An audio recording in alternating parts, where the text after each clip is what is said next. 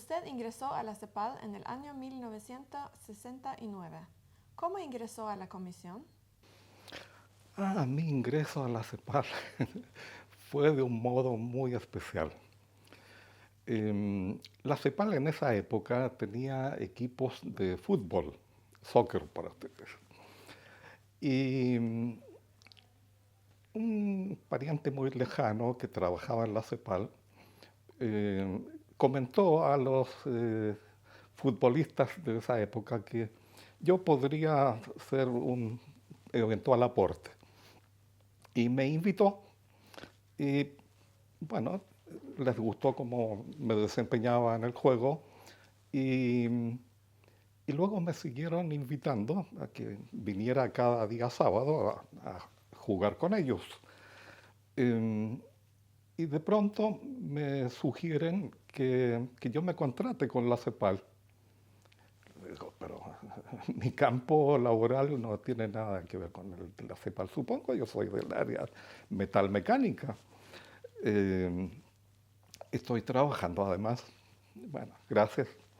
Bueno, esto se repitió a través de estos días de fútbol, día sábado, pero vente a trabajar con nosotros.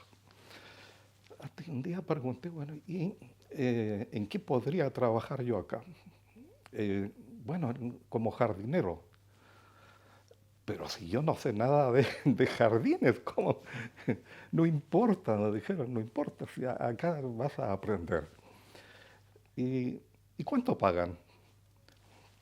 No recuerdo la cantidad de dinero de la época, pero me dijeron 320, por ejemplo. Y yo ganaba 120 donde estaba trabajando. Dije, bueno, yo podría ser jardinero. Cuando trabajé en jardines, la, quien dirigía los trabajos de, de construcción del jardín era la esposa de don Carlos Quintana, ex secretario ejecutivo de la CEPAL, la señora Lulú Pali de Quintana. Bueno, y la señora Lulú Pali de Quintana eh, quería que yo participara en los cursos que organizaba el ILPES. Pero eso era imposible. Ella preguntó, miren, yo quiero que este muchacho vaya a participar en los cursos del ILPES. Le dijeron, sí, sí, bienvenido. Pero yo no tenía estudios universitarios. Entonces, le dije, yo no he pasado por la universidad. Pues anda a la universidad. Y ella habló con mis jefes para que me dieran facilidades para que yo fuera a la universidad en la noche, de 7 de la tarde hasta las 11:30, 12 de la noche. Y así fui a la universidad, gracias a las gestiones de la señora Lulú Palida Quintana. Esa fue una experiencia maravillosa, estoy siempre muy agradecido de ella. ¿Cómo recuerda su primer día acá en la CEPAL? El primer día fue un poco de sentimientos encontrados, porque me encontraba ocupando un cargo para el que yo no estaba preparado, no sabía nada de jardines. Entonces me sentía un poco frustrado, porque decía, ¿qué aporte voy a hacer yo acá si yo no conozco de esto? Pero por otro lado, me sentía contento porque eh, era más de una persona que me había invitado a formar parte del staff de la CEPAL. Así que Trabajó en la unidad de prensa. ¿Cómo recuerda este trabajo? ese trabajo fue fantástico. Yo tuve que viajar a los Estados Unidos el año 75 eh, porque tuve un problema de salud aquí en Santiago. A mi regreso, un día sábado, voy saliendo por Dag Hammarskjöld hacia la rotonda que existía en esa época y me toca la bocina un señor en un Mercedes-Benz y era don Luis Carlos Sánchez, jefe de la unidad de prensa. Y me ubicaba, me decía, ¿qué te pasa? ¿Cómo estás? Le dije, mire, me siento bien, un poco frustrado porque vengo de los Estados Unidos, no pude conseguir empleo allí. Le comenté también el tema de salud, que sí me tenía feliz. Me dijo, mira, ¿por qué no quieres trabajar conmigo? Porque hay un señor que trabaja conmigo y está enfermo y se tiene que jubilar. Ah, yo feliz. Sí, le dije encantado. Ahí se gestó mi trabajo para los servicios de información. Después don Luis Carlos Sánchez eh, era un periodista notable de la cadena radial colombiana, Caracol. Caracol. Eh, Tenía un programa en la televisión chilena, en el canal 11 de televisión de la Universidad de Chile. El programa se llamaba Estas son las Naciones Unidas y presentaba reportajes. Era un programa maravilloso. Duró varios años cuando el Canal 11 pertenecía a la Universidad de Chile. Bueno, ahí seguí trabajando. Luego don Luis Carlos se fue a México y llegó don Aurelio Ruiz Minegorre, un periodista que venía de trabajar para el diario La Nación de Buenos Aires. Y un señor, un periodista, pero destacado. Con él viví una experiencia maravillosa porque yo me dedicaba a lo que era distribución en prensa. Don Aurelio me dijo, yo quiero hacer de ti un oficial de información. Se publicaba en aquel tiempo un boletín pequeño de 4 páginas semanalmente, que el servicio de mensajería salía a repartir los días viernes a los medios de comunicación. Tú vas a preparar la página 4 del boletín Micronoticias. Pero yo, sí, tú lo vas a hacer. Te voy a dar algunos temas para que tú desarrolles. Bueno, felizmente para mí, porque a mí me encantaba eso, me fue muy bien en realidad para los 2 primeros números de ese boletín, pero un jefe muy motivador, tan motivador que yo me sentía convocado a venir el día sábado, incluso parte del día domingo, algunas horas del día domingo, porque entre mis funciones estaba preparar una carpeta con las noticias que aparecían en el diario para que fueran leídas por el secretario ejecutivo, entre otros.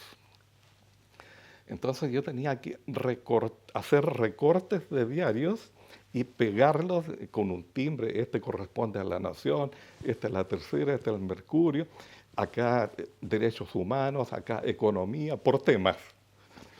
Bueno, y hacer todo eso un día lunes para hacer los recortes de prensa de sábado, domingo y lunes, era poco eficiente para quien iba a recibir la carpeta con las noticias. Entonces, por eso yo venía sábado y domingo y dejaba gran parte del trabajo hecho y terminaba el lunes y presentaba oportunamente. Me encantaba hacer ese trabajo. Teníamos un equipo de colegas, pero buenísimo, compañeros de trabajo, seres humanos buenísimos en esa época. Los años de trabajar para los servicios de información fueron los más felices de mi vida laboral acá. Usted también fue supervisor de la unidad de distribución de publicaciones. ¿Cómo nos podría describir ese periodo? Como parte de mis funciones en los servicios de información actual, consistían en hacer un trabajo de distribución porque teníamos un un fichero que se operaba de manera mecánica, se llamaba adresograph. Uno tenía que escribir direcciones en una máquina de escribir que escribía sobre metales, era la typograph. Metía un ruido pero ensordecedor y eso se insertaba en otra pieza metálica que luego se clasificaba por países. Y posteriormente eso se imprimían las direcciones en una máquina que era como una mesa con varios pedales abajo que uno tenía que operar como ir conduciendo un vehículo.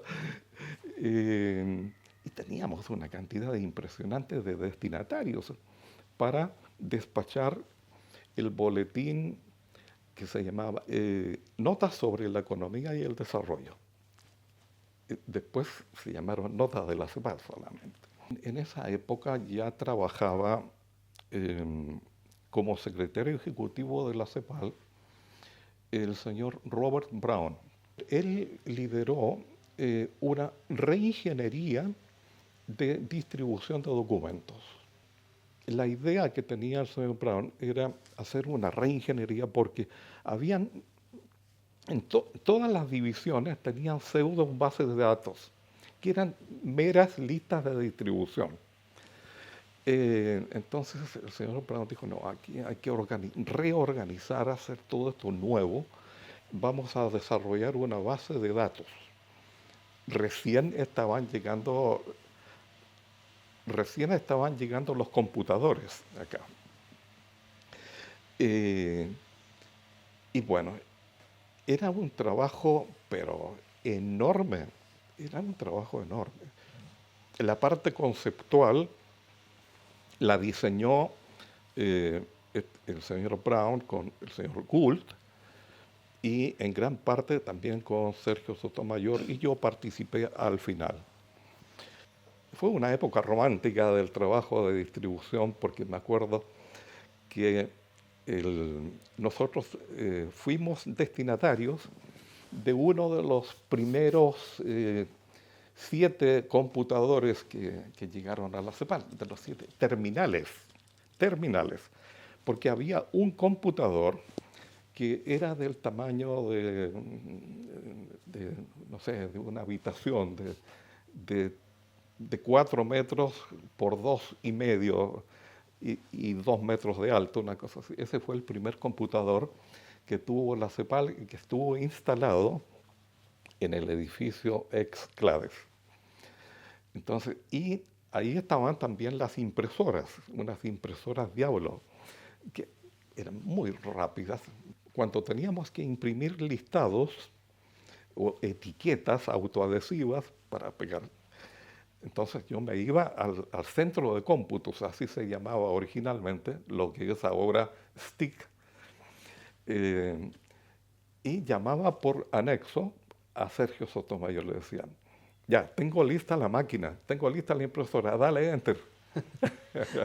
Entonces le daba enter y comenzaba a funcionar la impresora y tenía para 5 o 6 horas, porque era una cantidad enorme de etiquetas que había que imprimir.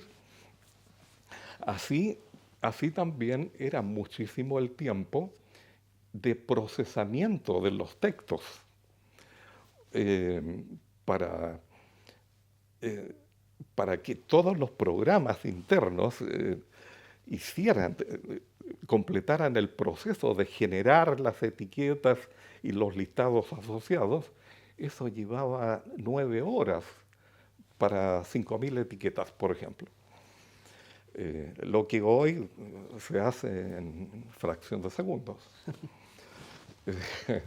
Entonces la experiencia que yo gané en distribución, que yo había ganado en los servicios de información, fue bastante útil en la unidad de distribución de documentos. Y fue don Francisco Aceves quien me motivó a que me fuera a trabajar con ellos. yo no quería salir del trabajo que tenía porque me apasionaba el trabajo en los servicios de información. Pero don Francisco Aceves me dijo, mire, usted en los servicios de información siempre va a ser el último de a bordo. Acá usted tiene proyección, acá usted va a progresar. Yo comprendo que a usted le guste, le encante el trabajo actual, pero acá usted se va a desarrollar más profesionalmente. Y tenía razón, le estoy muy agradecido. ¿Recuerda usted alguna tarea o trabajo que marcó su trayectoria en la CEPAL? Lo recuerdo muy bien, fue justamente este trabajo que le comentaba hace un momento de reingeniería de distribución de documentos. Eso me permitió conocer el mundo en el mapa, ¿verdad? Porque tenía que preocuparme, ¿dónde está esta ciudad? ¿Dónde está eh, en el, a ver, en los Estados Unidos, por ejemplo, la base de datos tiene cada unidad un registro, ¿verdad? Y tiene la dirección, tiene que ser dirección, barrio, código postal prefijo, código postal sufijo, y teníamos que investigar dónde estaba la calle X, si era en tal sector del barrio. Entonces, años después, cuando me correspondió en suerte viajar a Brasil en misión oficial, me llevaban para trabajar en distribución de documentos, en conferencias. Yo conocía, entre comillas, perfectamente por dónde iba pasando y observaba los letreros de las instituciones, Instituto Nacional de Estadística, pero sí, esa es la calle tal. Eso me ayudó, me abrió los ojos al espectro total, digamos, del mundo. Cuando usted ingresó a la CEPAL en el año 1969, ¿cómo era nuestra institución? La CEPAL de 1969 era más pequeñita en número de funcionarios y también en lo que es la parte edilicia, lo que es edificios. No existía este edificio satélite ex-Clades, menos existía el edificio norte. Solo este edificio. Daba una gran ventaja que todos los funcionarios estuviéramos trabajando en un edificio más, en un ambiente más cerrado, no tan disperso en edificios como ocurre actualmente.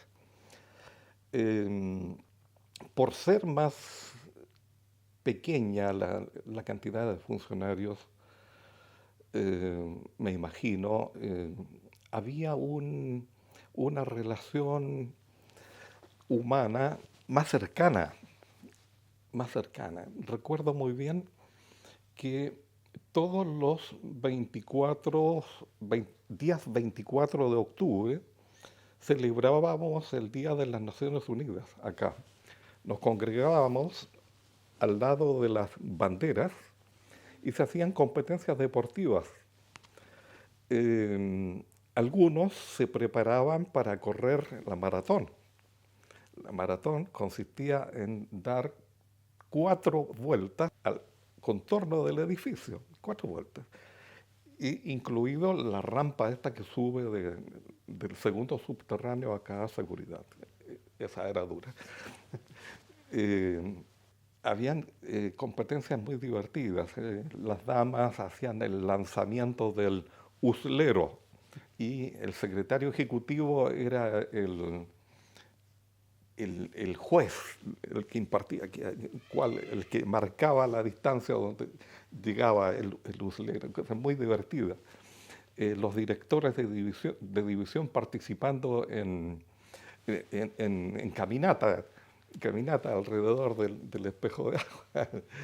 Era era un ambiente muy distendido, muy solidario, muy amistoso.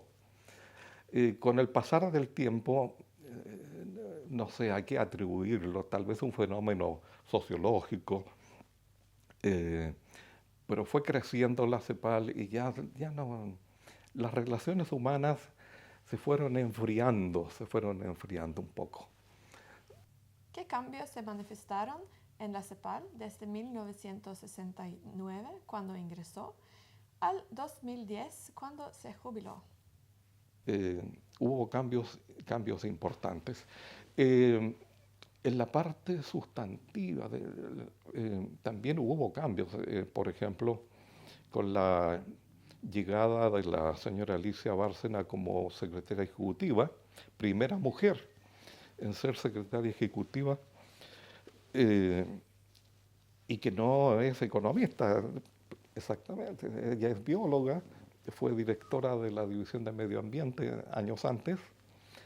Eh, Esto cambia, la CEPAL cambia muchísimo, se le da mucha importancia al- a, la- a los asuntos de género, eh, entre otros, eh, lo que era la unidad de la mujer, que era algo pequeñito, pasa a ser una división de asuntos de género. Esto crece, le da la real importancia, la importancia que debe tener la mujer en el contexto de la economía, de la sociedad toda. Ese fue un cambio, desde mi punto de vista, muy importante. Eh, Aquí en la CEPAL ha tenido grandes secretarios ejecutivos eh, con distinta personalidad, por supuesto, pero muy capaces profesionalmente.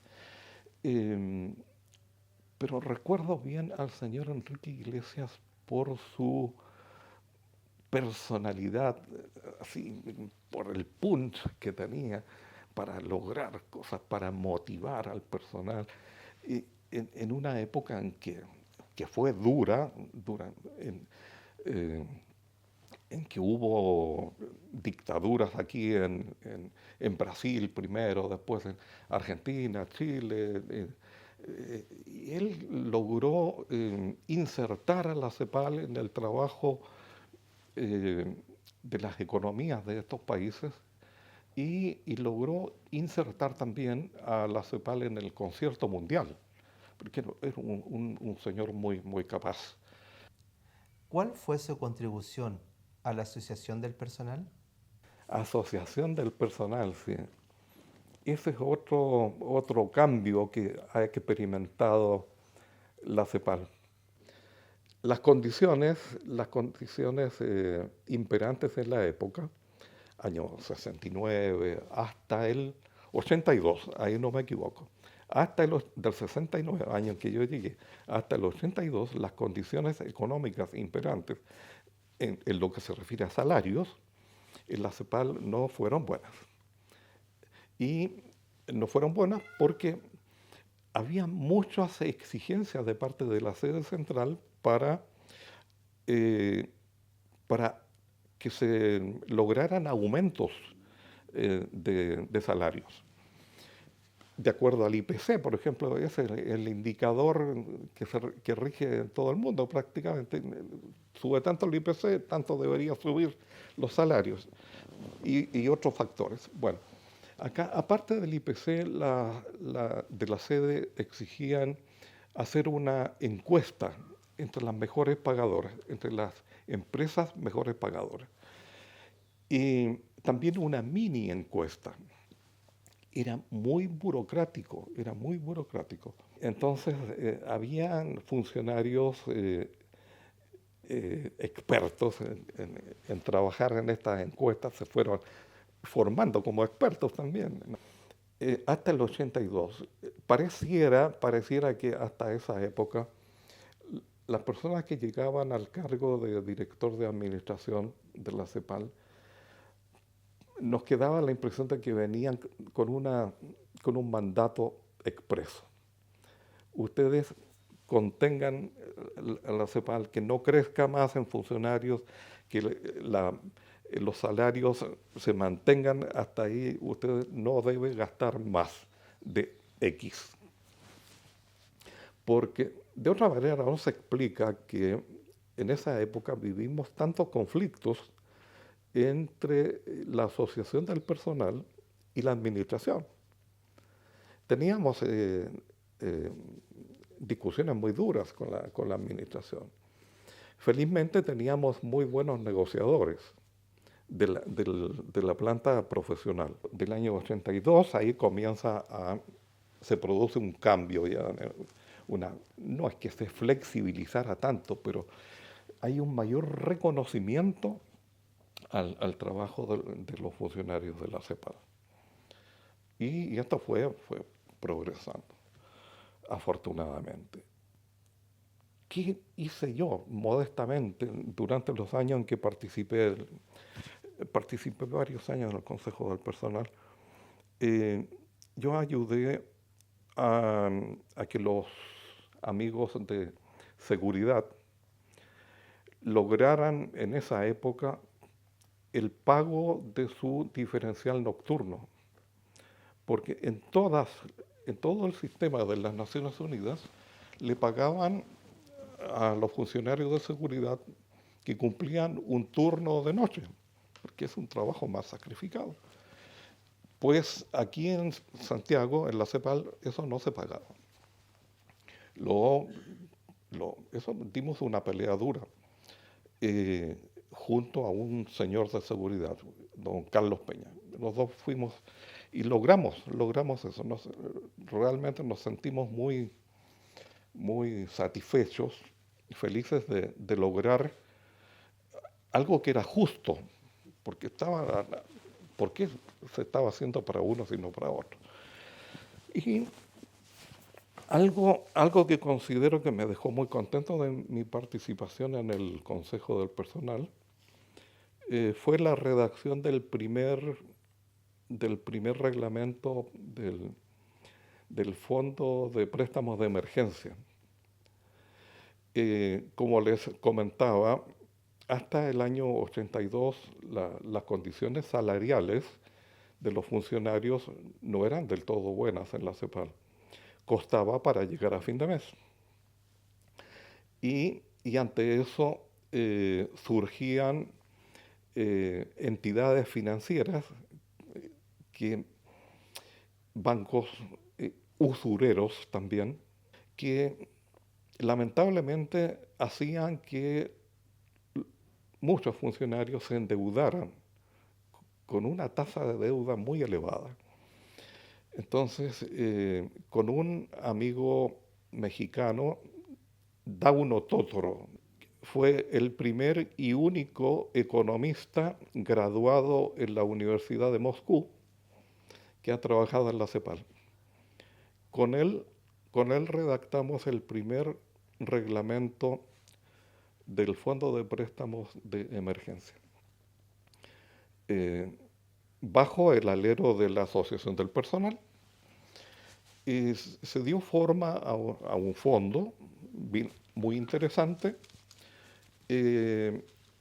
Los préstamos se calculaban de acuerdo al tipo de cambio, no había intereses de por medio, y de esa manera se vino a poner solución en gran medida a este compromiso que lamentablemente tomaban algunos colegas con entidades financieras que le cobraban muchos intereses, y peor aún con los usureros que llegaban acá, que les cobraban el 10% mensual por sobre lo prestado. Logramos en esa época que la CEPAL contratara, con fondos de la CEPAL, una asistente social, en virtud de las malas condiciones que yo les he narrado, que hasta el 82 las condiciones salariales no eran buenas. En el periodo que usted trabajó en CEPAL, Chile, país que acoge nuestra sede, vivió o experimentó diferentes hechos sociales, políticos y desastres naturales. También muchos de los países miembros vivieron etapas complejas en el área política social. En el área político-social, ¿cómo afectaron el trabajo de la CEPAL? Yo recuerdo bien esta crecida del río Mapocho en junio de 1982. Llovió tanto, creció tanto el río que se desbordó y el agua del río ingresó por Alonso de Córdoba, por el sector norte. Y se inundaron las salas de clases del ILPES. Se perdieron muchos documentos históricos, documentos valiosos, que correspondían al acervo del ILPES. A mi amigo José Besa le ha costado muchísimo reconstituir, lograr hacerse de documentos que se perdieron en aquella época, producto de la inundación. Y bueno, felizmente los documentos que estaban en distribución de documentos en un subterráneo, tuvimos la suerte de que el agua no ingresó allí, pero sí causó trastornos bastante duros a la CEPAL. Luego, en cuanto a lo que concierne a desastres naturales, el 3 de marzo de 1985 tembló muy fuerte la tierra en esta parte del mundo. Un terremoto muy violento, tanto así que causó graves problemas estructurales al edificio de la CEPAL, que estaba concebido originalmente incluso para soportar bombardeos. Así lo había hecho el ingeniero calculista junto al arquitecto.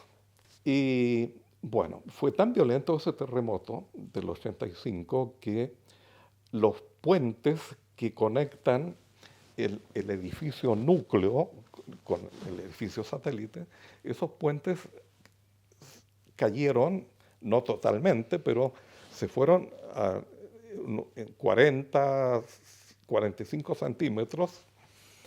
Y eso quedó durante 3 o 4 años, 3 años aproximadamente sin uso, porque representaban un riesgo para la seguridad de las personas. Fue muy triste eso porque esos puentes fueron construidos con materiales y dejando espacios para que precisamente debido a movimientos telúricos la masa arquitectónica se moviera de tal modo y no afectara al resto. Pero ese terremoto fue mucho más allá de lo que habían calculado los ingenieros calculistas, y eso se cayó. Bueno, y eso es reparado a los 3 años aproximadamente, los puentes se levantan. Viene un equipo de ingenieros y levanta estos puentes fantásticos y quedan supuestamente como habían sido construidos originalmente. Pero no fue así, porque obviaron una parte muy interesante los ingenieros que vinieron a reparar esto, que era la necesidad que tenía de moverse este material en una y otra dirección, ¿verdad? En una forma neumática, para que no ocasionara problemas al edificio central y al edificio satélite, a los dos edificios que conectan estos puentes. Y eso queda en evidencia el 27 de febrero de 2010, más conocido como el 27F, en que se genera un nuevo terremoto, pero devastador en la zona sur con tsunami, los barcos quedaron en la plaza de Coronel, es decir, fue muy violento ese terremoto. Y los puentes que habían sido levantados, perfecto, pero al haber quedado fijos esos puentes, al no haber dejado una tolerancia entre el puente y el edificio central y el satélite, eso provocó que el movimiento que llevaba el edificio central, lo que llamamos núcleo nosotros, eso hizo que el movimiento sísmico causara gran daño en la parte superior del edificio satélite. La CEPAL la pasó mal esa vez. Los que trabajaban en ese piso especialmente tuvieron que trabajar en sus casas durante buen tiempo esperando a que repararan, y por gestión de la secretaria ejecutiva, la señora Bárcena, se hizo un trabajo nuevo de remodelación. Ahora hay luces, todo un sistema moderno. Esa es la historia de los desastres naturales que han ocasionado problemas a la CEPAL, al edificio.